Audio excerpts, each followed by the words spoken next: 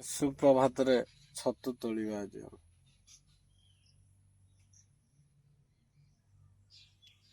ଛତୁ ଆଜି ତୋଳିବା। ଫୁଟି ତ ସାରିଛି, ଘରକୁ ଯିବା ପାଇଁ ଟାଇମ୍ ବି ହୋଇସାରିଛି ତାଙ୍କ ମାନଙ୍କର। ତଳ ପଟେ ବି ଛତୁ ବୁଝି ହେଇଛି, ବର୍ତ୍ତମାନ ଓଳି ଯାଇଛି ପୁରା ଉପରେ ନ ହେଇକି ତଳେ ହେଇଛି ଦେଖନ୍ତୁ।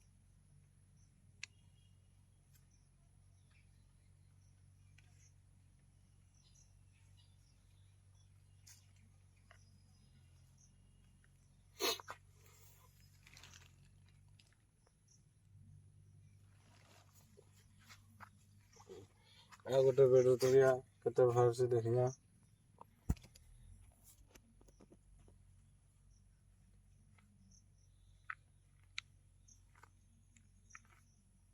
ଦେଖନ୍ତୁ କି ସୁନ୍ଦର, ଭଗବାନ କି ସୌନ୍ଦର୍ଯ୍ୟ ସାଜିଛନ୍ତି, ଆକୁ ମଣିଷ ଖାଉଛି।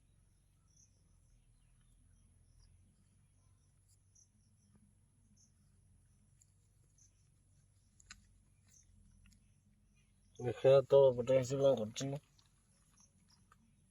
ନାଇଁ ହାତ ନାହିଁ ତ ଗୋଟେ।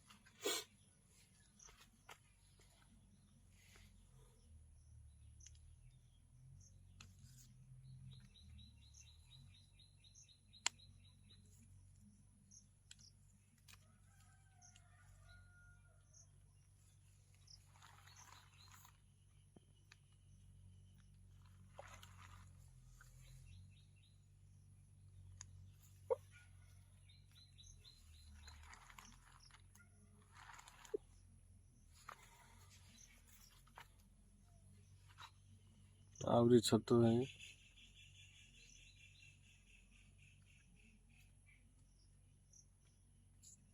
ବର୍ତ୍ତମାନ ଛତୁ ଅଲରେଡି ଫାଇନାଲି ହେଇସାରିଛି, ବାକି ଅଛି ତୋଳା ପାଇଁ। ତୋଳା ଚାଲିଛି, କେତେ କିଲୋ ବାହାରୁଛି ଦେଖାଯାଉ। କମ ସେ କମ 4 କିଲୋରୁ 5 କିଲୋ ବାହାରିବ। ଆମର ସବୁ ଖାଇଦବୁ, ଆମର ଅନୁଭବ କରୁଛୁ। ଜମାର ମାର୍କେଟ ଦବାକୁ ଯିବୁନୁ, ଆମେ ତ ଖାଉଛୁ ମାଂସ କିଣିକି 200 ଟଙ୍କା 250 ଟଙ୍କା ଦେଇକି, ୟାକୁ ହାତରେ କରୁଛୁ ସେଇ 250 ଟଙ୍କା କିଲୋ। କାହିଁ ନ ଖାଇବୁ? ଆଣିବାକୁ ଯିବୁ କାହିଁ ମାର୍କେଟ ଛତୁ ପାଇଁ? ଆଣିବାକୁ ଯିବୁ କାହିଁ ମାର୍କେଟ ଚିକେନ ମଟନ ପାଇଁ? ଆକୁ ତ କରିଛୁ ନା ଦବାକୁ ଯିବୁ କାହିଁ? ଆଉଟଡୁଇଂ ନାହିଁ କି ଇନକମିଂ ନାହିଁ।